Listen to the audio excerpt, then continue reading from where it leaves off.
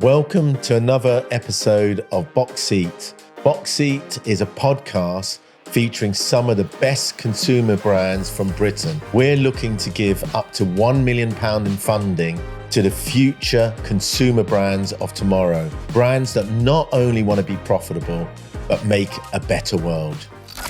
It's my great pleasure to have Brian Walmsley today from ReBorn. Brian, welcome to BoxSeat. Thank you. Nice to be here. You're very welcome to our little humble muse house here. So look, what we often start out with is just tell us about your entrepreneurial journey. How did you start? When did you start? What was your background? Well, thank you. Yeah, and super happy to be here. So I'm Brian Walmsley. I'm now scarily 51 years old. Young. Come on. I grew up in just west of London, a little village called Cookham. Lovely parents, Sue and Charles. Sue in particular, my mum, big influence on me. Grew up in the post-war generation where waste not, want not was more of a philosophy and a way of life rather than just a saying in terms of sustainability. Long before sustainability was a theme, it was to do with looking after resources and all that kind of stuff. So I had lots of those influences in my life growing up. I went to University of Montreal, McGill, and Lancaster. How come Canada? It was a combination of reasons. There was a little bit of tragedy, like my mum actually died when I was a teenager, thank you, and I was like looking to escape a little bit, but at the same time, listening to her idea of being responsible, I kind of went, and I had some family out there, so I went out there and studied out there and worked out in Toronto for a year as a teacher. So loved it, absolutely loved it. Good university. Oh, amazing. McGill. Yeah, fabulous. Came back to UK, was on the graduate program for Barclays, which was interesting, although not very consumer focused. So after about 3 or 4 years, and marketing was kind of my interest. So then I went to Johnson & Johnson and was there for a very long time, 13 years, everything from junior brand manager on Johnson's baby oil and that kind of stuff, right through to marketing director for Europe. So on the graduate program or like a brand manager? Brand management program type stuff. So I applied for Procter & Gamble. Very similar. Unilever. Yeah. I got turned down. I got turned down from P&G, but J&J, they were amazing for me. I learned a lot from them about putting the consumer at the heart of the journey, the blend of qualitative and quantitative insight, getting that right, cross-functional working to get stuff done. Was super important, massive company, but you only get there if you collaborate and join the dots between people. Loved it. Then I actually lived out in Tanzania. Then I took a sabbatical and lived out in Tanzania for a while. Wow. Worked on an NGO or HIV business continuity project, which was amazing. Came back, set up my own business in fair trade, so Fair Gift it was called. Wasn't a great success, but my idea was to kind of connect producers in East Africa with people who wanted to gift and wedding lists and that kind of thing. Nothing's a failure, Brian. Come on. Thank you. You wouldn't be here today if it didn't happen. Indeed. That learned a hell of a lot. Yeah. Early days of e-commerce and sold a lot of products, a lot of wonderful products, handmade by amazing people I'd met in East Africa and elsewhere. So that was great. Ended up going back into corporate. Thought I'd be responsible. I had a couple of kids then at that point. So did McCormick, Herbs and Spices, which was amazing. And then the last 8 years I've been in home goods, homewares. Joseph and a brand called Eco Home selling recycling bins. So that's where I've been. I mean, you know what I love about your story, Brian? I mean, you get so many young entrepreneurs and they come straight out of school, straight out of college, and they think they're going to be overnight, they're going to set the world alight. But I love the fact that you've put your time in. You've learned about different areas. And, I think sometimes we really underestimate experience. We seem to be obsessed at the moment with sort of young entrepreneurs and they're the answer to everything. And I don't think I've been a better entrepreneur than I currently am at the moment, at the age of 58. And I think the reason why is because I learned all of those lessons early on. So, I mean, it's brilliant to be speaking to somebody within a decade of where I am. It's highly unusual. 100%. And what you're also able to do is make incredible connections between different parts of your brain and different people that you've met and companies you worked with over the years, which I think is one of the keys to success of what you've achieved, and hopefully it's experience. Yeah. So tell us how ReBorn was born. So how did it start? Yeah. Well, on a deep level, maybe it's my mum's influence of Waste Not Want Not, but on a catalyst was very much John Lewis. So I have sold into them for many years, and I'd said to them about their lead buying team, Emma and Michelle, in Homewares about 3 or 4 years ago. You walk into a supermarket and there's a lot of provenance going on now. There's a lot of, this fruit or veg comes from this farm, or these meat and fish. And there are some good stories, good emerging stories in food and drink. But you go into housewares, which is massive. It's worth 7 billion in the UK, this category of housewares. It's how much we spend on putting our homes, equipping our homes with stuff. But almost all of that 7 billion is made in the Far East. It's made from virgin materials, and there's no thought to end of life. So we're literally throwing away £7 billion of value each year into landfill. Never thinking about the end. Never think about the end. Did you see that the recent documentary on Netflix? Is it Buy Now? That's it. Same thing. Oh my God. Yeah, incredible. And anyone that hasn't watched it, I've said it a few times, watch it. Yeah, 100%. Because people are designing amazing products, but they're not thinking about what happens to it at the end of life. Yeah. And they're often disconnected from the supply chain completely. So they don't even know when they're designing it, where might it be made, or what the raw materials that go into it. The silos that these incredible companies will operate in are not joining the dots of circularity, even to this day. So, yeah. And one of my pet hates as well. I mean, I am in a fortunate enough position that after 35 years, I've got reasonable financial security, but with a passion, I can't stand the selfishness of our society. And I think it's probably the most prevalent I've ever seen it under a Trump administration, where he's pulled out the Paris Climate Accord. He's effectively pulled out the World Health Organization. Yeah. He's going to be stopped doing sort of foreign trade or foreign aid, shall I say. And look, I don't want anyone to think that is going to be the future, because if we all adopt that selfish future and we all pretend to be climate deniers, just simply we won't have an earth to live in. Yeah. And that is the frank reality.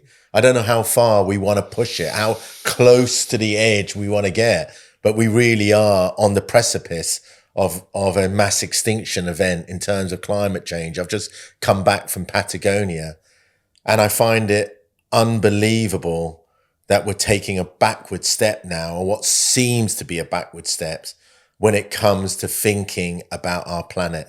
And actually, we've got a child in Greta Thunberg that seems to be educating the whole world, all the adults out there. But the reality is, if we don't do something about waste, if we don't start to put our environment at the heart of all of our decisions, we won't have a world to live in. To be frank, I don't want to go and live on Mars. It's 250 degrees. Why would I want to live in this beautiful planet called Earth? And I want us to be more conscious about the way we affect our planet. And what is happening now is a blip. And it's great to be talking to people like yourself. So look, talk to us about ReBorn. What is the sustainability and environmental, angle of your product? Tell us about your products. Yeah, well, building on what you just said there, we're surrounded by all this bleak news, and if you're engaged in sustainability, which a lot of people are, then actually it can feel overwhelming. So what we've tried to do with ReBorn is to create almost an easy swap, to say, look, most people buy toilet brushes or washing up bowls or soap dispensers at some point. Why not buy something that's just as good as anything out there physically, but that's made locally, entirely from waste and entirely recyclable, end of life? So I was lucky enough to get an Innovate UK grant about 3 years ago. Well done. Which helped kind of build the prototypes. I did it with both Biffa Waste collection, because I didn't want to just buy recycled plastic from the market. I wanted to buy actual waste from actual people's homes and factories. And so what Biffa were key, as was Brunel University, because I wanted Brunel to do two things. One is full on life cycle analysis to test, quantify it. We think it's better for the environment, but is it? And let's put some data, real data, and also durability. There's no point inventing the best product, but if it falls apart in the dishwasher, it's no point. So all of that work was all funded beautifully by an Innovate UK grant into the circular economy. How much of a grant did you get? 150k, of which 50 went to Brunel. Was there match funding required with that? Or you just got straight off grant? 30% we had to fund. Which so is they good, funded isn't it? 70. Yeah, it was very good. Yeah. And Biffa didn't, to their credit, didn't want any of that money. They wanted to be part of the project. Totally. But didn't want it as a commercial company, took no money from it. So it was that helped fund the prototypes, got us to the place where we could. So I'd had those conversations with John Lewis previously, who'd said, "Yeah, we believe you. There's a gap in the market for this." And so I came to them with then the brand, the prototypes, which they then committed to launch. And speak to us about the process. So okay, right? You're taking. My understanding is recycled plastic. I think you've got some plastic. Yeah. This is it. So how does that turn into the products that we see here? So tell us the process. So there's a process called extrusion, which is almost the opposite of injection molding, where you take waste like this. This is the kind of sandwich wrap or salad wrap you might have used today. And what Biffa and other people are able to do is to take this, separate it from other waste. So it's super important not to mix up the materials and clean it. And then on that, once it's in that format, you can then extrude it. So put it together effectively into pellets. So you pelletize, you're forcing the atoms together to make it into a hard plastic. Is that the same way? Because back in the day when I used to make clothing, I made polar fleece tops from recycled bottle tops, apparently. Okay, yes. Is that the same sort of thing? Similar, yeah. Yeah. What there would have been an interim step where they're putting it into, I guess in that case, a weavable format to put into material. So for us, it's into pellet format. Yeah. And they supply it to our factory in Wiltshire in pellets. And then we create molds with our unique designs. So this is a unique ribbed soap dispenser, and the molds are shaped like this. So the pellets come into this mold and they melt there together with the color to make them using recycled plastic. Using all. And in this case, 100%. Is it all coming from Biffa? Yes, it is. Yeah, right. I love that bit, actually. Yeah. So that bit is something I've not, because at Box Park we started using recycled furniture. Okay, yeah. Because obviously we had a lot of plastic cups. And we then went to using these reusable cups, but then COVID came along. So what we did was we started recycling the plastic cups. Nice. And the supplier said to us that all the furniture came from plastic cups. So something similar. Yeah, I love it. That end-to-end story is the key. And we've also got the ability to regrind anything as well. So if we have any waste on the line, or occasionally we get returns or broken items in transport, we can take all of that back, regrind it, and put it back into the process. Okay. So what's your best-selling products? Best-selling top 3 are the dish racks, the soap dispensers, the Come toilet on, show brush. everyone. Here we go, toilet brush. With a replaceable head. All made out. I love that idea. Yeah. And all made out of recycled materials. So don't replace the whole thing. Yeah. Just replace the head. Just replace the head. Can I feel that head? Yeah, when it gets manky. So that is. Yeah. So that's all recycled. Yeah. Okay. Cool, huh? Wow. Yeah, and this is a surprisingly big market for toilet brushes in the world. And washing up bowls as well. Which has got a little plug in it, which is super helpful for people for drain and strain. It's got a little pouring spout if you're in a drought and you need to pour on your plants, or just lift it with the handles. Yeah. So it's not just the fact it's recycled plastic. You're also thinking about the design. Yeah. And you're talking about the usability. Exactly, yeah. So my Johnson Johnson days taught me well. Don't just you've got to be the Rolls Royce of washing up bowls, is what a customer called us the other day. Is there anything that you've patent about what you're doing? Is there any patentability? A little bit. So, Okay. so we've got design registrations on all the shapes. Yeah. That's and then we've got some products coming which are patented. So these are none of these have unique patents to it, but with every product we're doing, we're learning about what is it that really moves the needle, both in terms of ownability and consumer appeal. And so some products are launching this year which are patented. Which I can't present, but in August, September, you'll see them on shelf. Okay, so let's talk about price points. Okay? Yeah. Let's take the bog brush. Yeah. Okay. So look, obviously it's a bit more of a premium brush. Yeah. Okay. But let's say you had a similar plastic brush. Obviously it's got an interchangeable head, which makes it quite unique. Yeah. But where are you in price points compared to normal plastic products, which you're not using recycled plastic? Yeah. I'm expecting you to be more expensive. There's nothing wrong with that. Yeah. But where are you roughly? So there are two price points, broadly speaking, in housewares. There's supermarket stroke IKEA of, entry level, £5 to £10 kind of world. Yeah. Some of that stuff is recycled, but almost entirely non-recyclable and almost entirely made in the Far East. Yeah. And so that's one area, and we're not there. No. There's another area of the market which is roughly 2 to 3 times that price. Yeah. So on a toilet brush, it's between £20 and £30 as opposed to £5, £5 to £10, and that is where Brabantia, Oxo, Simple Human, Joseph play. That all of those brands, and we're parity to them.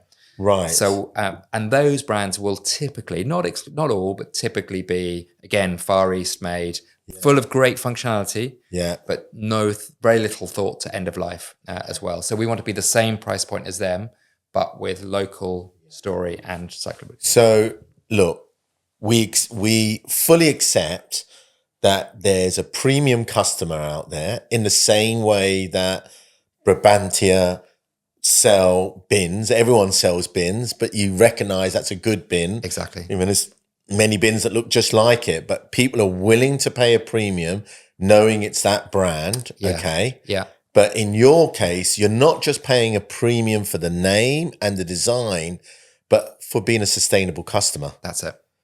And look, the reality is there is a lot of people out there that really do care and really think about the world that they live in. Yeah. So the idea that everyone is just price conscious and no one cares about the environment, well, that's absolutely rubbish. Yeah. If we had that situation, we wouldn't have vegan shoes, would we? Or whatever. Yeah. So that it's a premium product for a more conscious customer. Yeah, exactly. And it's within the realms of what other quality branded products are. That's it. Yeah. Okay. Exactly. Yeah. And it's made in UK. It's all made in Wiltshire. Yeah. So less transportation. Yeah. Okay. I'm doing a selling for you here. No, Great but job. I am trying to really it. understand it. I can see the design that's gone into it, and I really like it. Let's now talk about your distribution. Yeah. It's all right having a great product. How long have you been going for? Where is your biggest customers? So we launched September 23. So we're about 18 months in. And our biggest customer is John Lewis in store. So so if you go into any of their 35 department stores, we're pretty much pride of place in both kitchenware and bathroom. Great place to start. Great display. Yeah. Exactly the right customer. We sell disproportionately more in store actually than we do online, so this category is typically more online, but for us, actually, a lot of people discover us through the packaging, through the display in store. So because they touch and feel it. They do, yeah. And it feels like quality. Yeah. Just pass me that one just there. The Sing Tidy? Yeah. There you go. Yeah. It's not a cheap one. It's well designed. Yeah, exactly. And you can see the little features. And it's got the drainage at the bottom. It drains. I can take it apart. I can clean it easily. Yeah. I can chuck it in the dishwasher. It's got loads of good things going for it. So that's our biggest, by far still our biggest customer, but we now sell in Dunelm, Next, B&Q, Amazon, Wayfair, can't escape Amazon.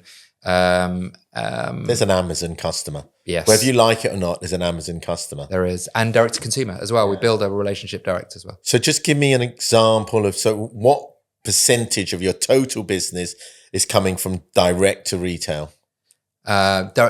Total retail 85%. So Okay. only 15% is direct to consumer. Direct to consumer. Okay. All right. So that's your predominant sort of area of growth. Yeah. And your largest customer being John Lewis. Yeah, exactly. Okay. Over half. Yeah. And where do you see your growth happening in the UK initially? So still a number of retailers we're not in, we'd like to be in. So we're talking to them currently and hoping that they'll convert. So still quite a few to go. And then obviously it's about more consumers.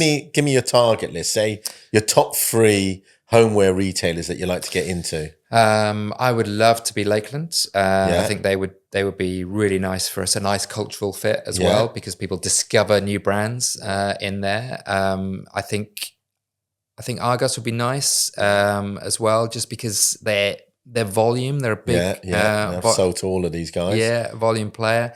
And then Tesco Marketplace potentially, just to be a place, just because of volume of customers again. Yeah. I want people to think of this as an everyday item. And sorry if I have a 4th, Robert Dias. Yeah.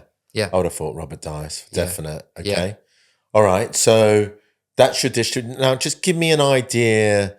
And what about internationally? What are your hopes internationally? Yeah, that would be definitely a step 2. So step 1, definitely grow distribution and grow consumer awareness, and also grow portfolio of products. So we're growing our average order value. So average order value is £40 at the moment. We want to grow that by having a broader range. But international, we are in conversations with a couple of retailers and waste providers. So obviously Biffa is very UK specific, but we're speaking to a couple of Biffa equivalents in mainland Europe as well. So if we can make that work and we can partner with, say, a John Lewis equivalent in mainland Europe, then that would be the way to do it. So what I don't want it to be doing too much of is, if you like, exporting waste around the world. I want to be able to say, in Spain, in France, it's French waste, it's Spanish waste, and use that within the process. Yeah, so it's a nice story. So yeah, exactly. I want a big Spanish flag or a French flag when it's sold locally. Okay. But even if you were just distributing, if you had a central European hub, and we're distributing throughout Europe. I mean, after all, minis are made in the UK and are going throughout Europe. At least that is reducing your carbon footprint, and then you maybe find an American partner and a Far East partner. Yeah, could be regional at best. Yeah, exactly. So look, we've talked about the product. Yeah. We understand the sort of distribution. Okay. Let's talk about the team a little bit. Yeah. Okay. So who's in your team? How many of you is there? We have 5 core people. So we've got Will, who's our genius of a product designer. So everything. Doing a good job. Yeah. And also what's his background? Great in engineering, running a design studio on behalf of big brands like Procter & Gamble, Unilever, etc. Yeah. So amazing, based in Bath. He's in-house? Yeah.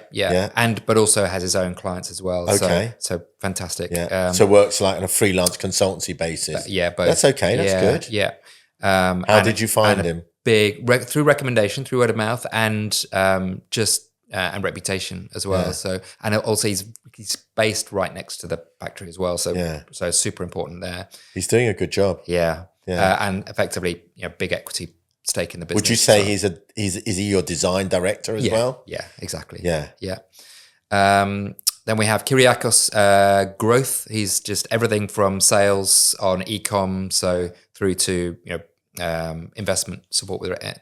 Got Jen, who's operations, so keeps the wheels on the bus, everything operation, and Alex, brand design. So she designed the packaging, helped us with the original brand name, etc. The original brand name project name was Kintsugi. Kintsugi is the Japanese art of making beautiful things out of broken things, but that was not going to resonate with the consumer. So she helped us come up with ReBorn. It's a really good name. Yeah. Have you IP'd that? Just through trademarks, but yes. Yeah, that's enough. Yeah, exactly. Across the board, have you got UK, Europe, international. International? Yeah. Good. Yeah. Okay, so that's your team. Yeah. Let's speak about financials. You haven't been going that long. So 18 months? That's right, yeah. So that's hardly anything. Yeah. So tell us about your sales to date. So we did 179 in our first year, which was only for 3 or 4 months, and then 350 last year. It was our first full year. Right. Yeah. And what do you anticipate doing next year? We'll do $1 million this year. Yeah, we'll grow 3-fold. And what's your run rate? So we're already at 65K a month-ish. Okay. So that's a big step up, isn't it? We're at our run rate is 720. We're going to get to 1 million this year. So I think it's fairly achievable. And we've got new products coming. So. And where is that growth coming from? So a combination of new distribution, new product range. Okay. Yeah. So John Lewis are very good at giving forecasts and giving, good projection of where they see the volume coming from as well. Okay. And how much have you raised to date? In total, we've raised 1 million so far. It's quite an expensive business to get into. It's quite a lot of barrier because the tooling. You got the tooling. Yeah, exactly. Yeah. We've spent about $250,000 just on tooling. And how much are you looking to raise at the moment? We're raising another $500,000. So we're most of the way through. And at what valuation? 3.5 million. So when it comes to, you're looking at a sort of, again, about 3.5 times. That kind of level, yeah. God, everyone's in the same. 3.5, 4, yeah. Yeah. It's important to really pitch it at the right level. I think that sounds to be about the same rate as everyone else's. I'm sure you've all been talking, you and Laura and everyone. Yeah. We've been talking, and also because we've already got an investor in this round in DMG, so they've set the valuation. Yeah, but you've got to also be realistic. I mean, we've invested in some businesses that, in previous round they had a higher valuation, but it's a completely different environment. It's not just about holding a valuation just for the sake of the valuation. It's about raising money and what is a realistic valuation. I don't think you're far out. Yeah. So what about the future? So how do you see this growing? What's your exit strategy? Tell us about that. Yeah, I mean, two interesting things there, and they are strategic. We're having a lot of conversations internally about two routes for growth. One is the ReBorn brand, but we're also being approached a lot by companies saying, how do we monetize waste? So everyone's faced with the same issue, and they know that waste at the moment is a cause of cost for the cost center, and it's a cause of landfill and ESG weakness. Yeah. So can we help companies? And the parallel I'd use is Tony's, because Tony's their biggest growth is not through the Tony's brand. Yeah. Their biggest growth. We're talking about Tony's Chocolonely. Yeah, sorry, Tony's Chocolonely. Yeah. Yeah. So their actually biggest growth is through own label. Right. And they're, if you go and buy Wiltshire's chocolate, for example, that's actually made by Tony's. Yeah. And not only that, but so if their vision, as ours is, their vision is obviously, end slavery in chocolate, but ours is to make homeware circular. So to stop this kind of terrible linear design thing. So you can do own label. Exactly. Own label, and also just helping customers monetize and have a solution for their own waste problems. Yeah. So that is a huge opportunity. So we're working on a couple of projects to try and make that a reality. Because there's a couple of different things happening. I mean, you just don't know where we're going with it. There seems to be this whole anti-wokeism movement, as though the word woke is a bad thing. Well, actually, woke means we're trying to make a better world, by the way, in case you're wondering what woke means. So you got people going, oh, you're so woke. What? You mean we're trying to promote diversity and we're trying to be careful about the environment and have net zero and reduce carbon, as though that's really bad. Yeah, I'm pro-woke. Okay. Yeah. But you've got a situation at the moment within the property world that they're moving towards net zero. Yes. Okay. So that's zero waste, is my understanding, that everything gets used. Okay. Brilliant. So I could envisage similar things when it comes to manufacturing, that you've got to make sure you're having zero waste, or you're making sure that you're recycling. So I would have thought that there's some real opportunities for you in terms of that. Yeah. And to be honest, it's a tip of the iceberg when you come to the products, really. Let's be frank. If you're talking about recycled plastic products, what can we go into? I mean, the reality is you can go into plastic furniture. Yeah. You can go into loads of different things, whatever you want to go into, wherever you're currently seeing plastic, Yeah. So to answer your question, where is it going? There are two routes here. One is obviously expand the ReBorn brand, as we're doing, and the other is enabling other people to basically find solutions for their waste, turn it into value. Yeah. So that's a huge area. But you don't want it to be a distraction. It's almost as though you want to be able to say to these people, we work with these companies and we help recycle their waste into these other products. Yes. It's because sometimes I get a bit worried that you get companies that they don't focus on their core proposition. I mean, you're so young.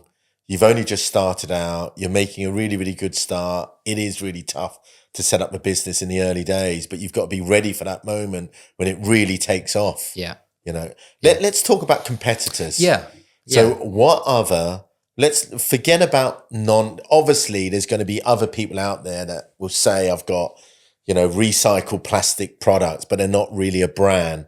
What other UK brands are your competitors in terms of products?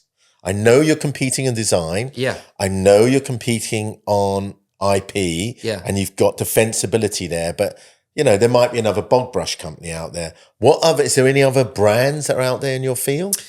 Well, loads of that premium brands, but like I said, the likes of Brabantia and Joseph and so on. Using recycled plastic? No, well, a couple of them are trying line extensions, yes. So it's quite odd. But whose core 100% it's recycled plastics in every one of our products? You're saying nobody? Nobody. And the reason for that is because once you centralize your production in the Far East, and also you outsource to different factories. So you have one factory that's good at toilet brushes, you have one factory that's good at washing up bowls, you have one factory that's good at metal. And so you end up with, 40, 50, 60 factories that you're outsourcing to. So then to unwind that and to say, look, we need a common circular, recycled, it's almost impossible because all of that sunk cost. So it's actually easier in some ways to do it from scratch. Is that plastic injected molding? Yeah. And then you have to create the mold. So you've got the pellets as the raw ingredient, which you get from Biffa. So you even know the source. That's right. There's no middleman to it. It's like Biffa coming directly to you. That's it. You put the plastic into, let's pretend, into the machinery and out spits recycled plastic products. You've got it. And depending on the mold, it's a variety of different products. Exactly. Simple, stupid. Yeah, simple. Exactly. Yeah. Super simple. Very elegant. So it's what size can you go to? The machines that we've got couldn't go a lot bigger than this. They're not big enough to be a giant bin or anything like that yet. But we're working on it. Yet is the word. Yeah, exactly. Yeah, I mean, isn't it crazy that we have recycled bins that are not made out of recycled plastic? It is crazy. I've only just thought about that. Yeah. So you're looking to raise a further 500,000. That's it. You got it. And in terms of notable investors, with the 500,000 committed to date, who are they? So DMG Ventures, Towers, who are brilliant. Really, big shout out to Towers. Yeah, good guy. Yeah, fantastic guy, and investing in some really exciting brands, Suri and others. He's involved with Focal as well, isn't he? That's right. Leads the Focal event, which is brilliant for any founder looking to expand their network. I'd recommend Focal to anyone. And then secondly, the Branson family. In fact, the Virgin, where I should have mentioned them earlier, they've been fundamental to my journey. Yeah. So how come? Because when it was still an idea, I went on the Virgin Accelerator program. Okay. Which was a wonderful environment to first connect other founders together. Yeah. And then secondly, I had the opportunity to pitch to the Bransons, and they invested. They were my first investors. Wow. So Sam and Holly Branson and Holly's husband, Freddie. So they're all amazing. I've met Richard a few times. Yeah. Amazing. I mean, what he did with, creating that brand. Yeah, incredible. Yeah. And being the archetypal, David versus Goliath, I think was just being the disruptor. Yeah, the disruptor. I mean, you got to remember, when he was doing it, no one was really doing it. Yeah, you had your Anita Roddocks, and obviously he was a little bit inspired with Freddie Laker when it came to the airline, the airlines. But hats off to him. 100%. He's really annoying, actually. Once I did my one and only marathon, and I was running the marathon. Yeah. And all the way round, all I could hear was, "Go, Richard, go, Richard." And I was like, who the hell is this Richard guy? And I think he's a few years older than me. I think he must be about 65 now. Super fit. And Richard Branson was ahead of me in a caterpillar outfit. Attached to 10 other runners. Incredible. And he was older than me. I was like, I felt about that small. Yeah, he's a force of nature, and kudos to him for what he's achieved. And if I can do a millionth of what he has, I'll be happy. But great to have his family invested. In my position, anything you would say, anything that you would do? I'm just a really great believer when it comes to consumer brands that there's 3 core pillars. Okay. And they're the pillars that I talked to you about today, which is product is everything. If Yeah. you're not special to your customer, you will not exist. And that was told to me when I was quite a young man by quite a famous brand consultant, so called Ted de Cruz. And it lived with me as a mantra my whole consumer life. So being obsessed with product. And I think when I'm looking at ReBorn, I like the name. I like the fact you're putting design into the product. It's not enough just to be recycled. Yep. So I really like what you're doing there. Okay. So I think your product is special. It's special in terms of it's the source of the product. You're really thinking about sustainability. It's only going to grow. The future of all consumer brands are going to be impact brands. You know, it might not be overnight. Definitely there's a bit of a blip at the moment with, you know, your climate deniers like Trump coming into the market, you know, and or into power, but he's just a blip, you know. To be frank with you, he's just, you know, he's the worst form of individual as far as I'm concerned. He's only interested in himself. So look, product is absolutely key. Yeah. You've got to have a really sensible traffic or customer acquisition strategy. I really like the fact that you understand your world. I think it's a major plus. I think it's really difficult at the moment. You know, people talk about diversity. I think there's a lot of ageism out there. I love the fact that you're an older entrepreneur. You know, you've been there, you've done it, you've experienced it, you know what's happened. I like the fact that you know the people at John Lewis. I used to sell to John Lewis. We know the people at Next. We know the people at Argos. You know, we used to license brands and work with all of those guys. So I like the fact that you know exactly your customer. And often it's just about just giving them a product that they currently haven't got. Yeah. And that's what you're doing with John Lewis. It's a perfect place to start, you know. So Yeah. knowing your customer, you can have the best product in the world, but you've got to have traffic. You've got to create customers to that. You've got to, you know, make sure that you're getting access to those customers. So I love that bit. And then for me, it's team. You know, you've got to surround yourself with a great team, a proven team, a team that's all going in the same direction, which is so easy to say, but so hard to achieve. And it's like running a football team. You can't have a team of prima donnas. Yeah. If somebody's not willing to track back and defend as an attacker, if they think it's all about them, you have to let them go. You know, that's what you're seeing with Rashford at the moment. You've got to have, as Alex Ferguson's once famously say, all your ducks or your geese have got to be lined up. They've all got to be flying in the same direction. And that's absolutely key. So those for me are the key pillars, but I think you already know that. I think the other thing is, if I was asked, what are the things that I've learnt as an entrepreneur to make money? It's you've got to find something that's growing and grow with it. That's one of the absolute key lessons. I'm betting our fund that the future of all consumer brands will be impact funds. So I don't believe in 10 or 20 years time that you're going to have brands like Coca-Cola existing in their current guise, because I think with the advent of quantum computing, you're going to know the effect of all those additives that are in Coca-Cola on your body, and there's going to be a direct relation to cancer or whatever it is. I don't think you're going to have people chewing plastic gum and spitting it out on the floor. I don't think you're going to be having people using plastic scrubbing brushes, you know, Brillo pads, and just throwing them away and not really thinking about the end of life. And it's great to see people using more recycled product. That's only going to grow. Yeah. You know, it doesn't take a rocket scientist to figure that out. That is going to grow, and the rest is going to fall behind, because we're going to have to be conscious of end of life. This is something that no one talks about now when it comes to products. It's about end of life. This is what I predict in the next 10 years. That's going to be one of the greatest growth areas when it comes to products. It's going to be end of life. It's going to be, you know, not throwaway products, but products that really last in the long term. You spoke about your mother and your influence of your mother. But in pre the Second World War in the 1930s, what was the average cost of a coat in terms of your wages? Yeah, I'm sure it's huge.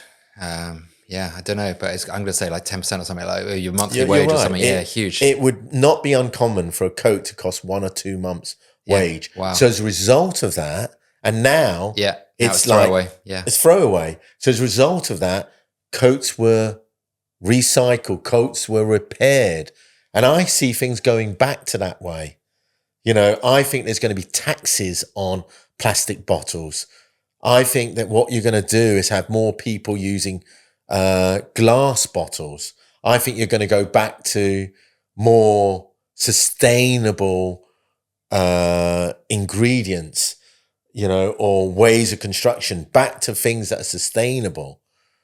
And that is going to grow here. So what do I believe in? I believe that the future of all consumer brands are going to be impact brands. Because what is the choice? The choice is we won't have a world to live in, or we're going to be buried in a mountain of plastic. Yeah.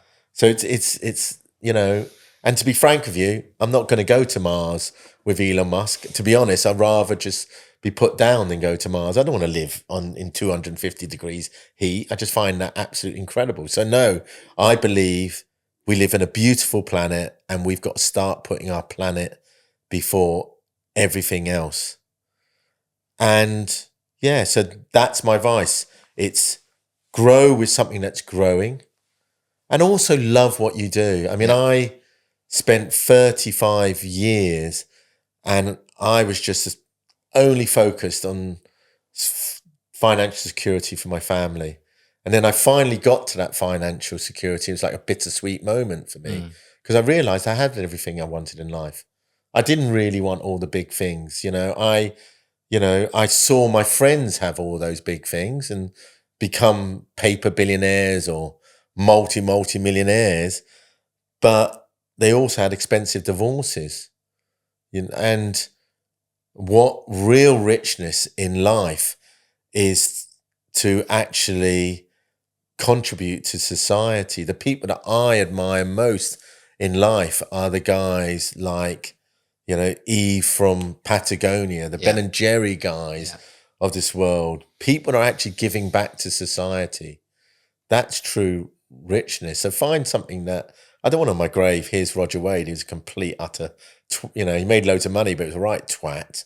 I think I was in danger of having that. What I really want is, here's Roger. He left this world a bit of a better place than I found it. My greatest concern now is for future generations, including my children.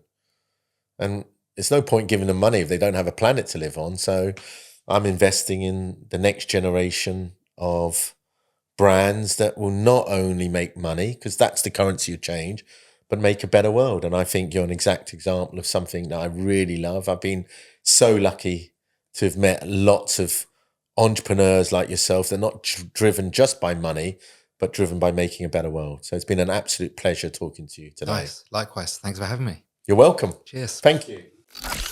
Okay, what are my thoughts about ReBorn? Okay, Brian as a person, I thought he was really, really credible, really, really grounded. I love the fact he's experienced. He spent many years understanding his market. He's got in-depth knowledge of working with the likes of John Lewis. So I think it's a massive tick when it comes to credibility as him as a founder and his team. Is the product special? Yes, it's serving a need. Effectively, it's providing recycled plastic homeware products. I love the relationship with knowing exactly where the plastic came from Biffa, and from that Biffa waste, you get this product. And the fact it's also almost uniquely the only rebranded or branded recycled homeware brand in the UK. I really like that. And it's going for an upmarket customer. Of course, it's not as cheap as your basic plastic, but it's always going to be a need for a more discerning customer that wants to have an environmentally friendly product and wants to have the design.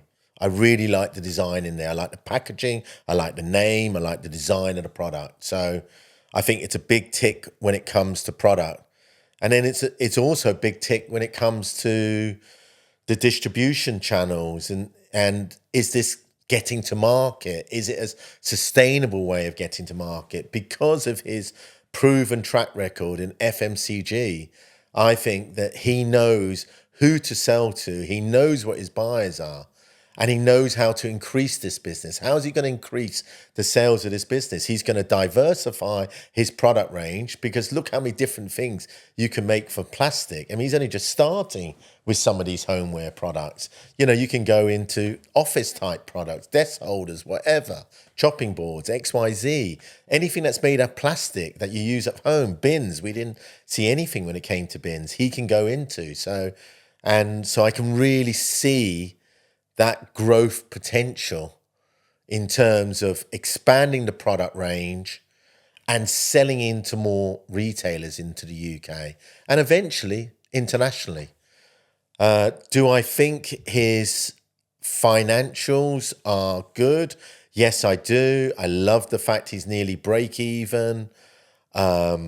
He's on track to being profitable literally within 12 months' time. How often do we hear that? A business is going to be profitable. It's almost like a surprise, but that's business nowadays. You're in business to make money. So, and I think the valuation is reasonable. So would I back a brand like ReBorn? Yeah, I would. I think it's a great product. I think it's got proven distribution. I think it's got a good team, and it's got a bright future.